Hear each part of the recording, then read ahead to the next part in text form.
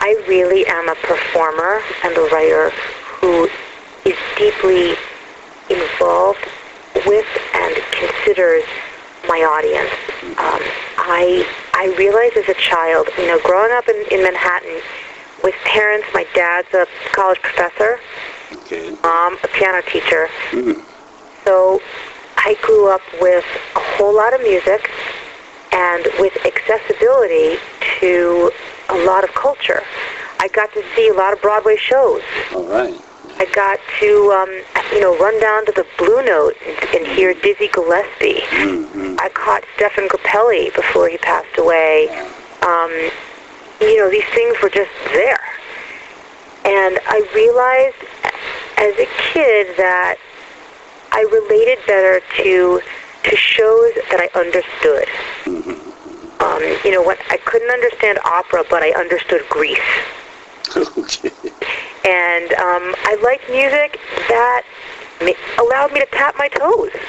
There you go. And I think that's how I really am where I am. And I jokingly say Charo, but I don't know if you ever watched The Love Boat. Oh, yeah. Okay. Now, I grew up and every Saturday night I watched The Love Boat. Mm-hmm. The Love Boat would start with this unbelievable horn fanfare. Oh, yeah, you're right. Right, conjure it in your brain. And then you would, take off with that awesome music on a cruise. And Charo, how often was Charo on that show? She was a constant special guest. And I always thought, oh, good for Charo. She's, so busy entertaining everyone. She's got this great laugh. I really appreciate her. And I'm so glad that there's a place in our world for someone like Charo, because it certainly gives me permission to be any kind of entertainer I want to be. There you go. That's right. That's right. So does that answer your question? It does. It does. What was the major thing that really helped in your development? What, say that again? A major thing that helped in your development? I think the most major thing that helped in my development was hearing from certain people that I couldn't do it, whatever the it was. Mm-hmm, mm-hmm. If I said, I had to make a movie, and someone would say to me, you don't know anything about making a movie. Mm. Or if I remember writing my first novel, and someone saying to me, I hate to say this, but, you are a failed writer. And I said to that person, but it's, my life isn't over. There's still time here. And that person said, well, is your book in a bookstore? And I said, well, not yet. And actually that same person said, is your movie in a movie theater? And I said, not yet. Anyway, lo and behold, my book was sure in a bookstore, and my movie sure was in a movie theater, and my CD is reaching all kinds of people. So I'm one of those people who really likes to turn the no into fuel. I understand perfectly. To turn it really into the I can energy that I need. I understand that perfectly, believe me.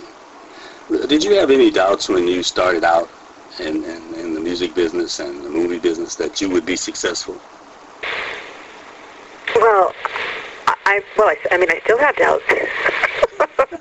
I still have doubt, and I kind of feel like I'm sort of on the road. Maybe I haven't just taken off on the journey, but I don't know. I'm kind of in the early stages. There's so much for me to learn every single day, and there's so many things to tackle. So I think that doubt, particularly self-doubt, is part of any performer's life and part of any artist's life.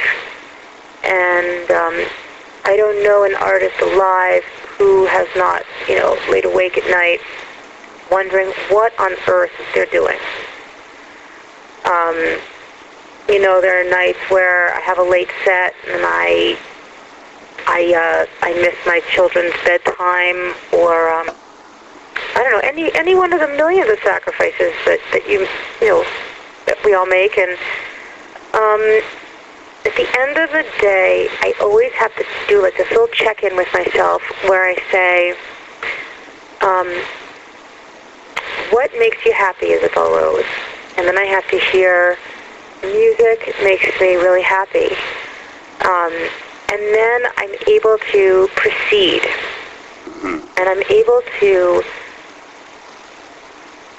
really try to wipe away all of those things like so-and-so sings better than me. So-and-so's arrangements are better than mine. There you go. So-and-so has a bigger voice than me. I'm too young to do this, old to do this, Jewish to do this, any like, what are all the things, Everybody, right. I don't know, anyone doesn't have a list. We all have a list. I just have to get past it, especially after the 2 hip replacements that I had. 2? I just have to, and after everything, like I live in New York. I live right near those former World Trade Centers. I think, every one of us every day has to just check in and